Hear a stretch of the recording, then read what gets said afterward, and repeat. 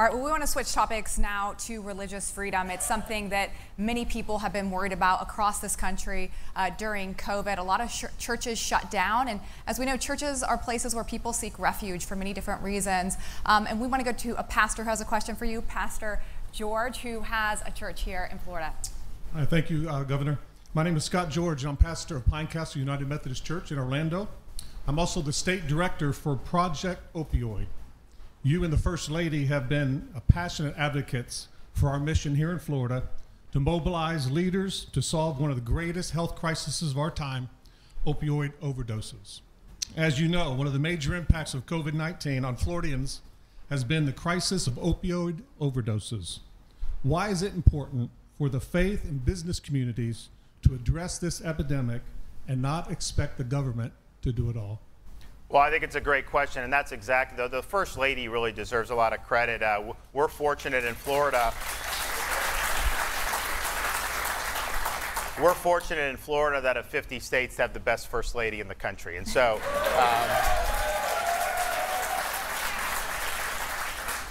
she's really taken this on as one of the passions. But from the beginning, what we said is bureaucracies are not going to be able to solve the problem. If you don't have the community involved, if you don't have people that are trustworthy involved, yeah, we can put money behind it, but ultimately you're not going to be very effective. And so having the business community involved has been very helpful, but to me, the most important is to have our churches involved and our faith-based community involved. I mean, those are the folks. I mean, when you're in an addiction, or you need some strength, and having family, friends, all that, but also trusting in a higher power, that leads people to the light. And so throughout this whole time with COVID, you know, I said churches are open. We never closed churches in Florida. Some of them decided to do remote, but that was their decision.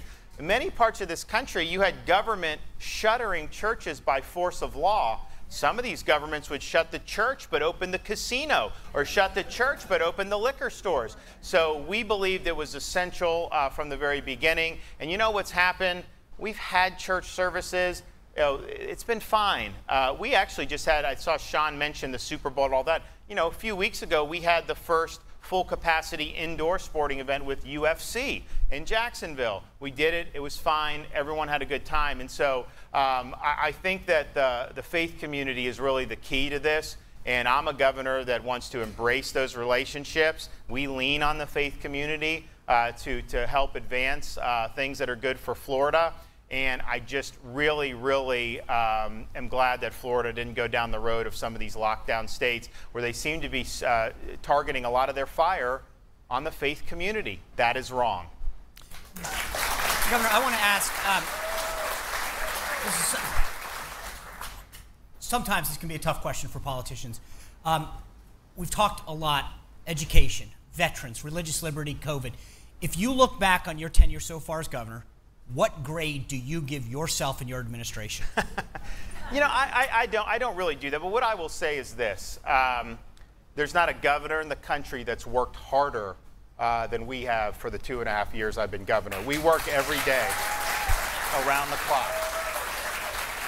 And I think you see that. Obviously, the COVID has been so important. We talked about the schools, the businesses, the seniors for vaccines, protecting nursing homes, very important. But if you look, we've done more school choice than any state in the country, maybe anybody in history of our country, just since I've been governor. I mentioned we banned sanctuary cities. You know, we also are the first state to take on big tech censorship. I'm going to be signing that bill into law very soon.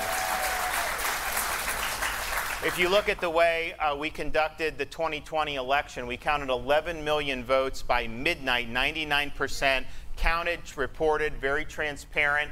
But we also said we're not standing pat there. We're on offense. We just did a strong election integrity bill that I signed into law last week that is going to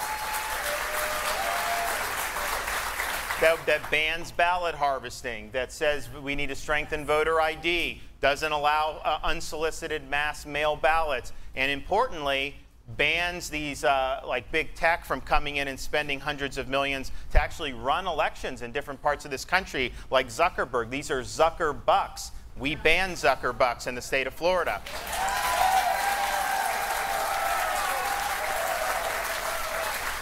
We have some of the best infrastructure in the country. You know, New York's budget, they have millions of fewer people than us. Their budget's over twice the size of Florida's budget, and yet our roads are much better. Our infrastructure is much better. Obviously, we're growing, so we're doing more. We've done more than any governor in terms of helping our water resources and water quality for our fishermen, our boaters, all the stuff that makes Florida unique. And then I'm going to sign into law very soon. We're one of the first states to crack down on the influence of the Communist Party of China, these Confucius Institutes. We're doing it. And throughout this whole time of COVID, we never touched one penny from our rainy day fund. Our reserves are larger today than when I became governor, and so we've got a lot of good momentum. And so what I would say is, you know, I don't know how you grade, but what I would say is I worked harder than any governor, and I'm going to continue to work harder than any governor for our state. I believe that deserves a pretty good grade. Well, I think we have time for one more question, and we have Rich, who works in the healthcare industry, and he has a question for you, Governor, about vaccines. First of all, Governor, I think you get an A+. Okay. You know, I'll let you, but I did an event for the millionth senior we did it live on TV, and I had a 100-year-old World War II veteran. They showed the shot, we were all clapping. He started, you know, they were kind of interviewing him, and he just unilaterally said, I want to say one more thing. And we were thinking, like, God bless America, whatever. He's like, Florida has the best doggone governor in this country. And I was like, hey, I'll take that. Well, Governor, I want to thank you on behalf of all of us for your Seniors First program with the vaccinations. My question is this. There's been rumors around that we may need a second or a booster shot, even if we've been fully vaccinated. Will you continue with the Seniors program if that's the case? So the question about the boosters, I don't know yet. I mean, we hear a lot of different stuff. What I can tell you, though, is when the vaccines first came out, obviously the seniors wanted it. We have 4.5 million seniors.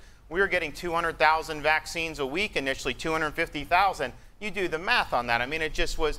Now we're at a situation where we have a surplus of vaccines because 80+% of seniors have gotten it. We're really at the point, some seniors just don't want to take it. We're not doing vaccine mandates, okay, or vaccine passports. So that's totally fine. It's your choice. So we've gotten to really where we wanted to protect our elderly residents. Now you're in younger groups, and the uptake is less. Quite frankly, the way the federal government's handled the Johnson & Johnson has been a total disaster, scared a lot of people unnecessarily. And then when people in these bureaucrats up in D.C. say, well, even if you're fully vaccinated, you got to wear multiple masks and you should never go to a restaurant. Well, understand that message you're sending to particularly young people is that the vaccines aren't effective. Because if the vaccines are effective, there's no basis to tell people to wear 2 masks or any of that. So I think that what we found ourselves in now is, fortunately, these are mostly very low-risk people, and they're just saying, you know, I'm not sure I'm going to do it. So we have a surplus of vaccines. So my sense would be, if there would be a booster necessary, we're going to be swimming in this stuff going forward. And so I have no doubt that there will be enough vaccines. And if there, for some reason, we have to make those decisions, of course, we would prioritize our seniors for that as well.